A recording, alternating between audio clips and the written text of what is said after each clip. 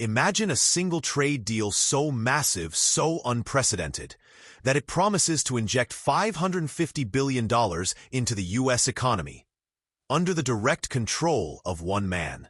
Now imagine that same man claiming the U.S. would keep 90% of the profits, and that American workers would be the big winners. That man? Donald J. Trump. The deal? A new U.S. Japan trade and investment agreement that Trump has called the biggest deal ever. But is this a stroke of economic brilliance? Or a towering political bluff dressed as policy? Let's unpack the numbers, the real winners and losers, and what this deal means for the future of American industry. It all started with a stage and a microphone, something Trump knows how to command. At a rally in Michigan, the former president announced a groundbreaking agreement with Japan.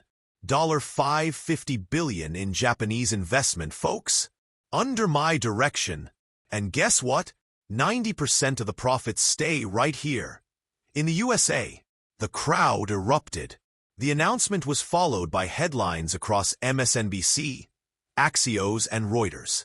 Some called it historic. Others called it suspiciously vague. But while political allies celebrated, economists leaned in closer. Because something didn't quite add up. How could Japan, whose total annual investment in the U.S. averaged just $54 billion in 2024, suddenly pledge 10 times that amount?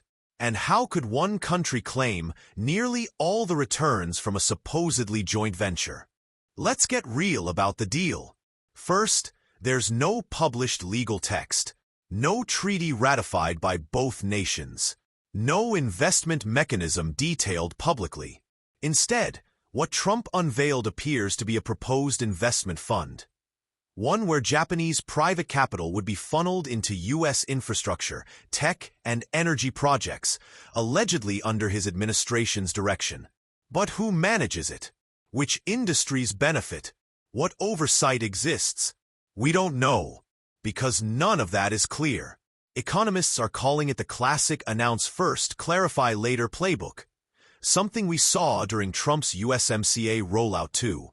While the broader investment claims were murky, one part of the deal was very real and very specific: automotive tariffs. Japanese automakers, long accused by Trump of flooding the U.S. market, will now face a capped 15% tariff, down from the threatened 25 to 27.5%. That's huge. And Wall Street noticed. Toyota, Honda, and Nissan stocks surged, gaining 10 to 15% in a single week. The Tokyo Stock Exchange lit up. Japanese CEOs cheered. Meanwhile, back in Detroit, the mood was far darker. For American automakers, GM, Ford, and Stellantis, the deal didn't feel like a win. It felt like betrayal. General Motors reported a $1.1 billion loss in Q2, directly tied to legacy tariffs on steel and aluminum, many of which stem from Trump-era policies. Stellantis, a $352 million hit in early 2025, and executives warn the bleeding isn't over. What stings most isn't just the financial loss. It's the asymmetry. Japanese automakers often build cars with minimal U.S. content. Yet, they now get preferential tariff treatment. Meanwhile, U.S. manufacturers, who build in America with American labor, face higher input costs and shrinking margins. The American Automotive Policy Council said it bluntly: this deal puts U.S. workers at a competitive disadvantage. To Trump supporters, this is economic genius, forcing foreign investment, boosting American exports, reasserting U.S. leverage. To critics, it's political theater with minimal substance. Let's consider the math. $550 billion is equivalent to 14% of Japan's GDP. That's more than Japan spends annually on its own infrastructure. And the claim that 90% of profits stay in the U.S.? That assumes U.S. majority control of foreign capital. A legal and political stretch without formal bilateral accords. Even more telling, Trump promised access to the Japanese market for U.S. cars.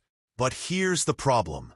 Less than 1% of cars sold in Japan are American, not because of tariffs, but because of consumer preference, driving orientation, and strict regulations. In other words, the road may be open, but American cars simply aren't built for Japan. So, is this a masterclass in deal-making? Or just another PR spectacle? On the surface, Trump's U.S. Japan deal has all the flash. Big numbers, big promises, big geopolitical buzz. But underneath, the structural foundation appears shaky. No binding documents, no investment timelines, no clear benefits for U.S. automakers, one of the very industries Trump swore to protect. Yet, this is the power of economic spectacle. A single announcement can sway stock markets, mobilize political narratives, and even define campaign momentum.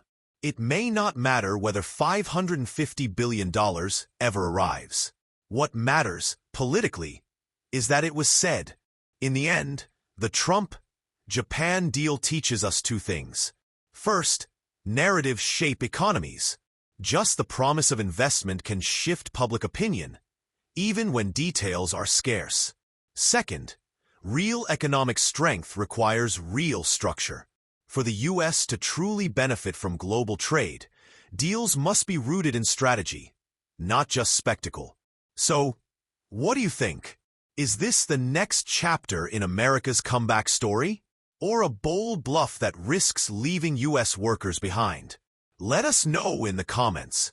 And if you want more deep dives into the real economics behind political headlines, don't forget to like, subscribe, and hit that bell.